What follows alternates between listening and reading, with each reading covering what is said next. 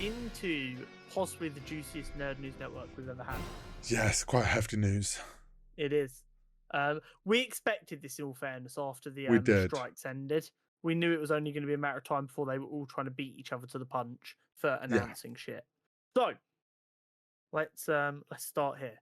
MCU has once again reshuffled its release dates. So 3-4 weeks ago, Deadpool 3 got pushed back and Captain America 4 came forward. Yeah. They've now announced that Captain America 4 is going to be doing some reshoots. Some major reshoots by the sounds of it. So this is the new running order for the next couple of films. Deadpool 3 is now going to be the only MCU film that comes out in 2024. Okay. And it is July 3rd, 2024. Okay. Just after my birthday. Yeah. Captain America will be coming out February 14th, 2025. Okay. We're then going to get the Fantastic Four film on May 2nd, 2025. Followed by the Thunderbolts in July of 2025. And Blade in November of 2025. I do not trust any of these dates will stay the same other than Deadpool 3. Deadpool 3 still might shift like a week or so. Yeah. But the others, I could see moving 6 months depending on what happens. Yeah, depending how the reshoots go for Captain America. Fantastic Four, I mean, I think still comes out 2025, but like you say, could shift. It could come out in November, and Blade might never see the light of day. Blade, who fucking knows? Thunderbolts, also kind of who knows? Yeah. Especially considering there were rumors that Thunderbolts was going to be scrapped altogether. Yeah. So, bearing in mind, we were supposed to be getting ready for the end of the multiverse saga by November 2025. But there was only supposed to be 2 more films after that in the multiverse saga. It's wild how things have shifted. And now we've not even got to the next Avengers film by 2025. Yeah, things have got so messed up. Yeah. And I actually do think it's going to end up being good for the MCU. It will take a bit of pressure off the casual fan to feel like they have to keep up in such an aggressive way. It will give people a bit of time to go, oh, I want to see what's happening with Marvel. I've got Disney Plus. Let me binge everything, see what's happening. More kind of date news, I guess. Yeah. James Gunn has announced that Superman Legacy will still be making its initially slated release of July 11th, 2025. He said that the strikes, which are now resolved, did not go on so long that it's delayed the production or anything. It should still come out when it was supposed to come out. And I think that actually gives us a really good insight into how much these strikes affect when something that wasn't due to come out for another 18, 20 months, he felt the need to go, we're still on target. Yeah. It shows you that basically anything that was due to come out before that has probably been majorly effective. Yeah. Majorly affected. Yeah. So yeah. I'm not sure if this should be included in news, but it made me laugh. It was a weird bit of information that came out. So, Fantastic Four director Matt Shakman has said that his time on Always Sunny in Philadelphia will influence the film. I don't know. I've not watched personally a lot of Always Sunny, but I've seen a lot of Always Sunny clips. Yeah. This show is batshit insane. Yeah. It is a very dark humor show that a lot of people try to claim couldn't be made today, despite the fact it is literally made today. Yeah. It is very edgy, but done in quite a tasteful way. It's very, very funny. And from the clips I've seen of it, they always make me laugh. And it has been on my list for about 4 years to watch it. But the notion that this is going to impact his Fantastic Four film is hilarious to me. because there's some like such out of pocket clips of like one of the characters going, they just have raw mixer here. Because they're all like heavy drinkers. Yeah. He's like, no, that's just orange juice. Normal people just drink that by itself. He's I like, just what? No alcohol? I wonder if it just means like there's gonna be some like proper left field jokes just get Or thrown does in he there. mean that it's just gonna be like rigid sitcom style camera angles? Just it's like a Fantastic Four sitcom. Yeah, like I can't even work out what he could possibly mean by this. This I way, it's just like genuinely some of the cast are just going to randomly show up as Yeah. other characters in the film. I genuinely think he just knows how funny the Always Sunny fandom is, and he was like, they are going to cook up some phenomenal memes, and I'm bored. Yeah, I can see it now. Someone's going to take like Always Sunny memes and put like Fantastic Four characters on it. Yeah, and it's just 100%. gonna. You're gonna have a scene of character doing out of pocket shit and someone drawing like Fantastic Four uniforms. Yeah. 100%. Back to the Loki season 2 finale very briefly. Yes. It's been reported that it had 11.2 million viewers during its first 3 days. Which is wild great for an MCU TV show. 100%. Hopefully that is something that they can look at and go, right, this is the kind of stuff people want. Let's take our time, do it properly, and tell a story worth telling. Yeah. But like hopefully they take away, like you say, understand why people love the story so much and understand how they got the pacing right this time. 100%. But yeah, great for them. For my fellow comic nerds out there, Peter and Miles will be getting their first ever combined ongoing comic called Spider-Man. The Something Spider-Man. Okay. I want to say it's the Ultimate Spider-Man or the PlayStation Spider-Man. But they will be getting their first ongoing comic, Nice. which is really cool. It's actually outrageous that it's never happened before. We've had when I saw this and I was like, this isn't already a thing. Yeah, they're going to have their first continuous ongoing. And as someone who currently collects Amazing Spider-Man and Miles, I'm kind of like, do I just need to start collecting it? Yeah, your backlog's about to increase. Don't. It's so bad. It's so bad. Destin Daniel Cretton is no longer directing Avengers Kang Dynasty. I feel like we've seen a million directors leave this project. Why do I feel like there's a multitude of reasons to this, though? My brain kind of goes, not red flag, but like Avengers Kang Dynasty, because of everything that's gone on with strikes and different things, will have got pushed back. He might not be able to do it anymore.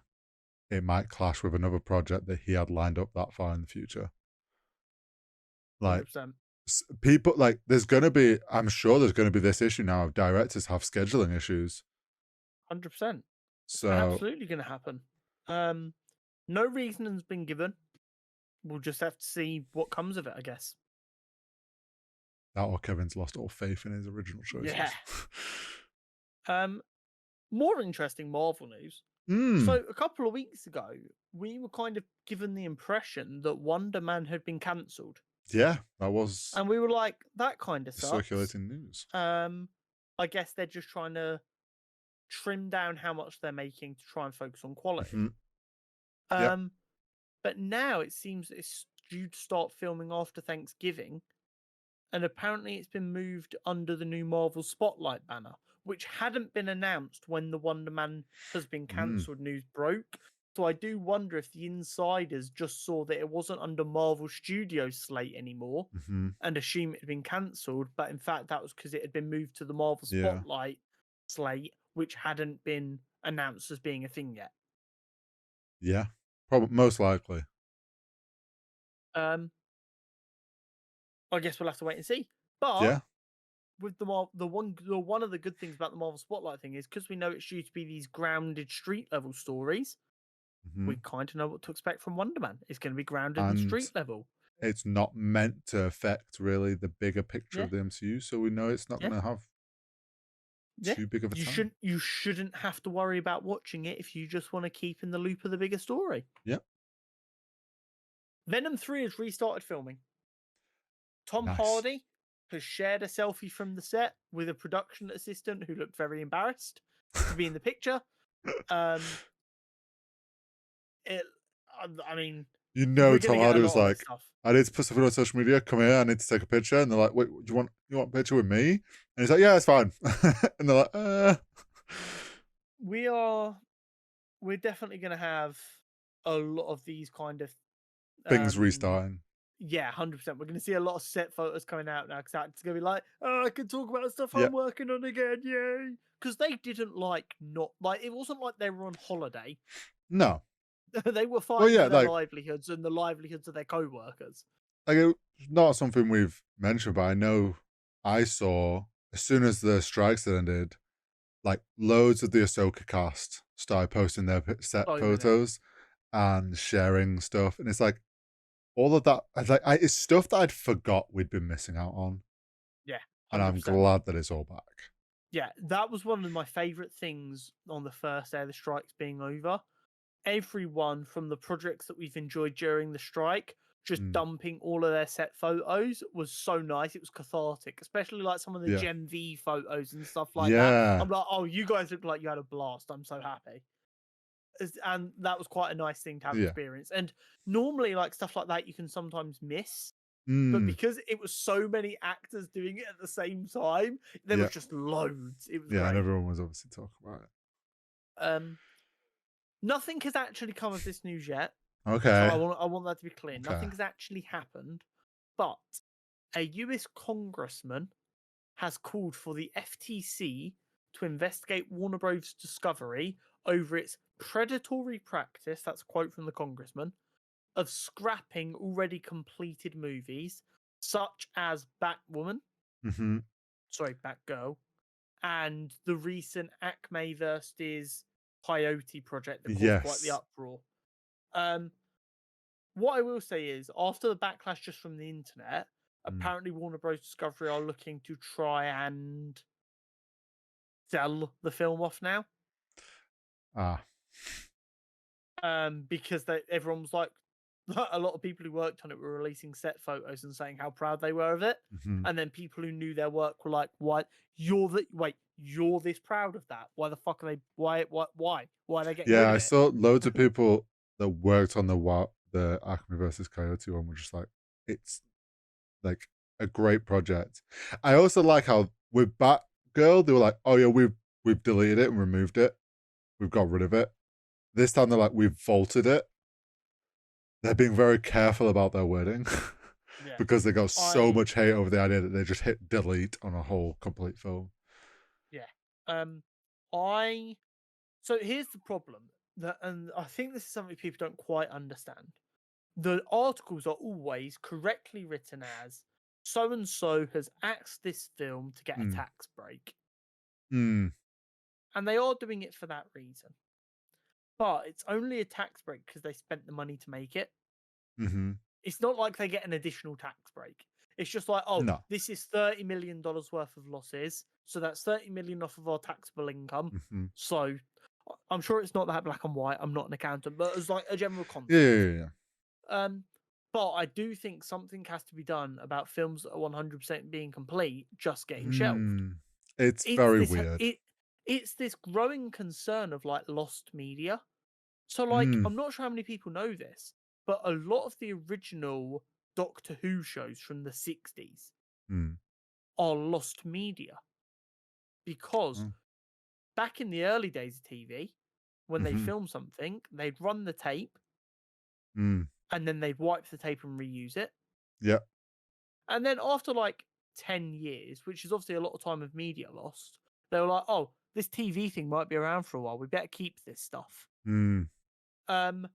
And now, and then not long after that, they started archiving stuff. And then there was a massive fire in the BBC archives before people knew that you back it up and then you have a backup that's off-site. And they lost it all. So there is a lot of Doctor Who footage that has lost media. Which is sad. And that's why people are so upset with Batgirl, especially when they found out it had been deleted, because it's like, that's now lost media. Yeah. That was hundreds upon probably thousands of man hours going into a project of hard work and for a lot of people dedication that's just gone forever now, never to be seen. So bad. And even if they don't want to release it and make money off of it right now, I think it should be illegal for art to just be destroyed. And I know it sounds so pretentious calling a comic book movie art. All cinema is art. Whether it's good art or bad art is completely irrelevant. It is still art.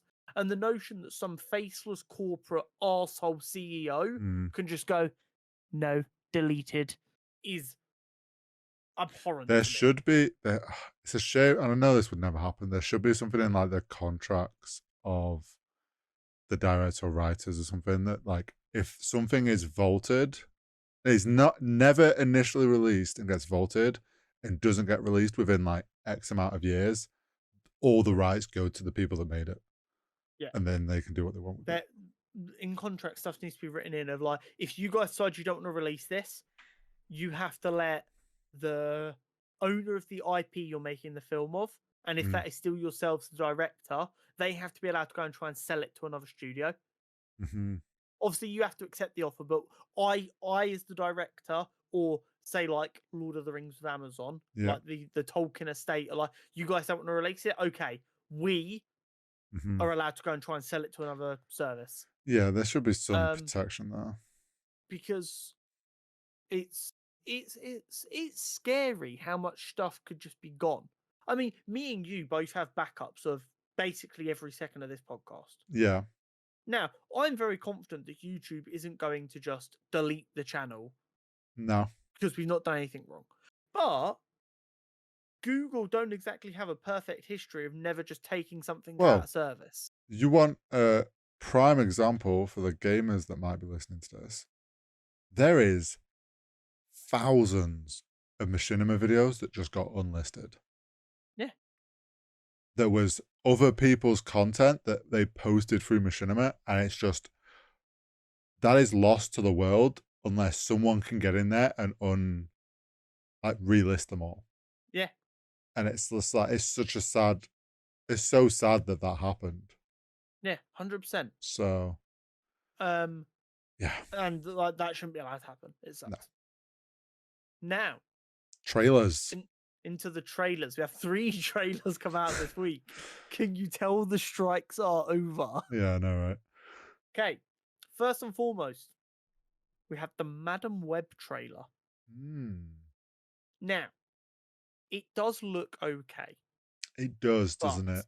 I initially had one thought, which I tweeted, and I also said to you. Let me just get it so I don't misquote myself, because that'd be very embarrassing.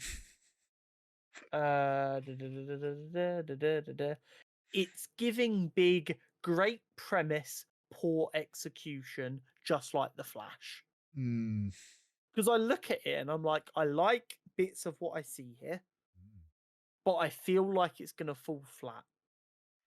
Yeah, it's because when it first got announced, we were like, we know fuck all about this. And it was not long after the Morbius situation, and and the rumors coming out that Craven was going to be a vegan. Yeah, and we were just like, oh no, Sony, what are you doing to us? And then they took a character that we know as an old lady sat in a chair and made her Dakota Johnson. And then they announced more of the cast. I'm like, okay, the cast sounds interesting, but we still know fuck all about the story. And then this trailer's come out, and it's like, okay, it looks interesting, but Sony, you've got a track record. Like, we don't trust you anymore. So it's, who knows? This is where my character profile being Cindy Moon this week is fucking hilarious. Because while Cindy Moon is not in the trailer, there are some very interesting parts that coincide. I will not be surprised if Cindy Moon is a post-credits teaser in this film. But the man we see in the dark Spider-Man costume and in the suit is Ezekiel Sims. Which is what I picked up on. Now, I didn't know a lot about this character. Mm-hmm. And I thought, okay, cool, this is interesting. He's clearly the bad guy. Yeah. However, after doing some research, I'm more confused. Okay. Because Ezekiel Sims is, as far as I can tell, mostly a good guy. Okay. His entire thing is he's a spider totem. Yeah. Who found out about Morlun, Mm-hmm. the spider totem vampire dude. Yeah. And then spend lots of time researching and finding ways to protect spider totems from Morlun so that future spider totems, like Peter Parker and Mm-hmm. Cindy Moon, could be safe from Morlun. Okay. That's like base level. That seems to be his motivations. Mm. But they seem to have turned him into a dark Spider-Man style serial killer. So it almost seems like they've kind of merged Ezekiel Sims and Morlun into one guy. Or maybe the trailer's edited really weirdly and the guy in the all black Spider-Man style suit isn't Ezekiel Sims. Yeah, maybe it's meant to be Morlun. Who knows? So that's a bit confusing to me. Who knows? But we do have the 3 Spider-Women. Yeah. So we've got Madam Web, who's Cassandra Webb, who's a paramedic. Yeah. Then we've got Sydney Sweeney, and I forget the name of the other 2 actresses. The Mexican actress is going to be the DCU's Hawk Girl, though, which is wild. Okay. And she's playing Anya Cortez, who was the second Spider-Woman. Okay. And then the black girl is Mattie Franklin, who is the third Spider-Woman. Right. Clearly, Ezekiel seems to be hunting them down because they become Spider-Women. Mm-hmm. And Dakota's aware of who they are because of her ability to see in the future. Sorry, Cassandra is aware of who they are because of her ability to see in the future. The interesting things to note is her paramedic partner in the trailer is a very famous actor. And it's rumored that he's playing Ben Parker. Okay. Which has people concerned. Yeah. Because they're like, are we just going to have an unnecessary forced evolve, here's my nephew Peter scene? And then Ben dies. Yeah. This film has big 2000 superhero energy. Which all the Sony films have been given. It is a worry. I'd love to be pleasantly surprised and it's more of like a good film like the Venom ones have been. Yeah. But I do worry that this could be in the realm of Morbius and Craven. Yeah. Big time. Yeah. I guess we just wait and see.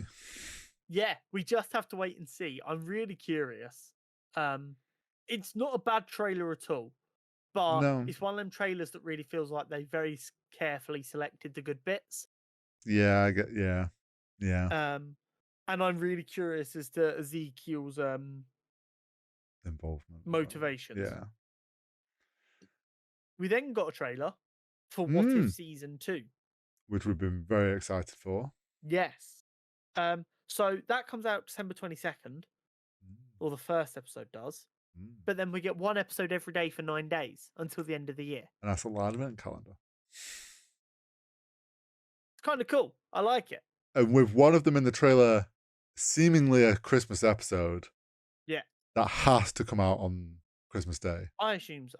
So the biggest part of the trailer seemed to be from one episode in which it seems to me like Ego never left after Peter was born. And you have a young Peter developing his godlike powers with an earlier Avengers team based off of like World War II Avengers being like T'Chaka as Black Panther, Hank Pym as Ant-Man, stuff like that. But it seems to be set like in the 70s, maybe the 80s, where Peter Quill was a bit younger.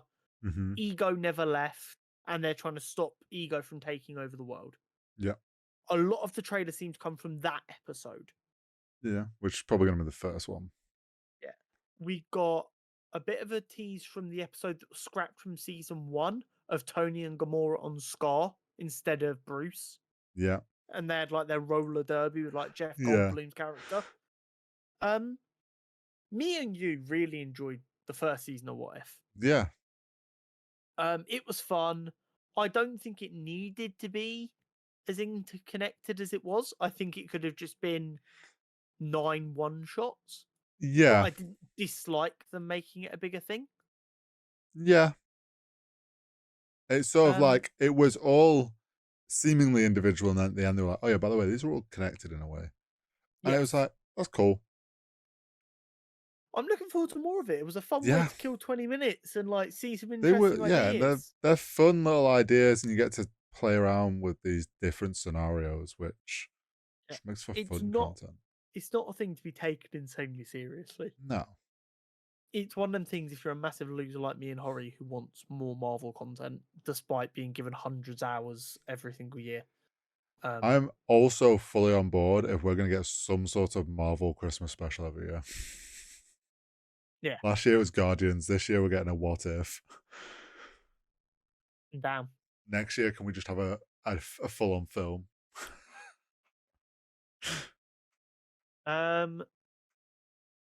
Then Percy Jackson. finally got Percy Jackson trailer. We did. Now we still haven't even like really discussed if like when it comes out we're going to cover this, but I've said that depending on how it looks, I'd be interested to potentially cover it. And I saw the trailer was due to come out. I was like, I'll give it a watch. Yeah. It looked really good. Trailer does I look never good. read the books. I never read the didn't books. either. I watched the original films and I liked them. I didn't think they were great, but I liked them. I don't know if I saw the original films properly. I don't think I did. I think it's going to be fun. I don't know if it's going to be any good. I'm definitely going to watch the first episode, and if I don't hate it, I'll watch the second one, and then we'll see where it goes. If they hold on to me for the whole series, sweet. But I do like that they've got a legitimately like 12, 13-year-old cast this time. Yeah, because it makes the book it makes the story a lot rawer than doing what Hollywood did for the first bunch of films, which was a bunch of 18-year-olds they're claiming are 15. Yeah, they're doing it properly in a way, so Yeah, it should be because they interesting. got Rick Riordan who wrote it to actually work with them this time instead of just paying for the IP and then telling him to get the fuck out. Yeah. So yeah. Then we got some massive casting news, which I'm double checking right now. I don't think we've had any 100% confirmation or this is bullshit yet.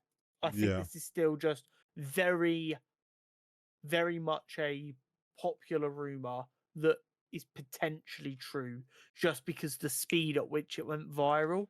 Yeah. But Javier Bardem from Skyfall played the bad guy in Skyfall and apparently had a role in Dune, although I've not seen it. Is apparently being linked with the role of Galactus. I'm all for that.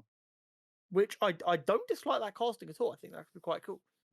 And then our boy Pedro Pascal, the daddy. If you don't know who he is, he played the Joel in The Last of Us, and he played the Mandalorian in The Mandalorian. Has been apparently cast as Reed Richards. I like that casting a lot. I don't hate it. And I'm also already adoring the memes that go alongside it. Because for those who are aware, Reed has a son, Franklin, who is incredibly powerful and important to the Marvel continuity. So everyone was like, Pedro Pascal beat the shit out of other actors to get the role once he found out that he was a father who had a special child to protect. Yeah, it's like them coming to Pedro being like, do you want to do this role? And he's like, I'm very busy. He has a very important child he has to look after. Wait, what did you say? I'm in. Yeah, I mean, I don't hate it. I know I've seen a lot of people once again are like, oh, but John Krasinski, like, why not just keep him? He's like made for it. And it's like, if he wanted to do the role, I find it hard to believe they haven't considered him, and there was some discussion there. Maybe he doesn't want to. Do you know what I genuinely think it was? He saw all the hype around it. Yeah. He agreed to do the cameo. Yeah. And he said, "Don't think I want to commit to doing this for 15 years." Yeah. They will have gone, this is gonna be a commitment going forward. And like everyone knows that once you're in Marvel, you're in it for a while. Like, maybe he just didn't want to do it. Yeah. And I think that's why they've actually struggled to get a Fantastic Four cast together and why there's been so many rumors. Because I genuinely think people are like, yeah, I like the idea of doing this. It's a cool character. It's a cool concept. I'm down. And they're like, cool. Because it's Fantastic Four. Here is a contract for the rest of your life. Yeah, here's You can't even look at another camera we don't own without our permission. It's probably just like, here's like a flat 25-year contract with who knows how, like an unlimited amount of projects that we want to put you in. It's just like, yeah. But I'm so ready for the montage first trap TikToks of Pedro Pascal, where it's just a montage of The Last of Us, Mandalorian, and him as Reed Richards. Yeah, 100%. I never even thought about him as a potential for Reed Richards, but the second they said it, I was like, you know what? I could see that working really nicely. He's obviously Latin. Sorry, Latina, not Latin. And Reed Richards is just such a white name. I think I just defaulted to thinking of white guys. Yeah, but actually, it's a fucking I'm amazed I haven't seen that as a fan casting at any point. I feel like I wonder if just people thought, oh, he's so busy with Star Wars, he's so busy with The Last of Us, like little do they know he won't be that big a part of season 2. Well, also Mandalorian is like, we know it's on the. He's a voice actor for that now. Yeah, and we know that the Mandalorian is closing into that wrap up film, so it's 100%. Like there's only a few more years of that. Yeah, I'm really excited, and I think it gives a lot of validity to the rumors that they've signed on because they haven't been a fan cast. Yes. Everyone else that's apparently been really close to signing on has been a fan cast 6 months before. Yeah. Which I'm always a little bit like, Have they just waited to say that? Yes. Yeah. Whereas I've not seen anyone mention Pedro Pascal. No. As like someone they'd like to see play Reed Richards, which I think gives this a lot of validity because it's not just someone trying to push their own agenda. It is. This is what's happening. I'm so ready for him to be so like humble on the Marvel like big group sets, and he's just like, I don't know how I'm here. It's just like, I'm just a funny guy. It's gonna be good. But yeah, and that is finally it for our news this week. Yeah, there was a lot. There was so much to discuss. Now it's time for the Content Championship. It is. And talking of Pedro Pascal joining the MCU,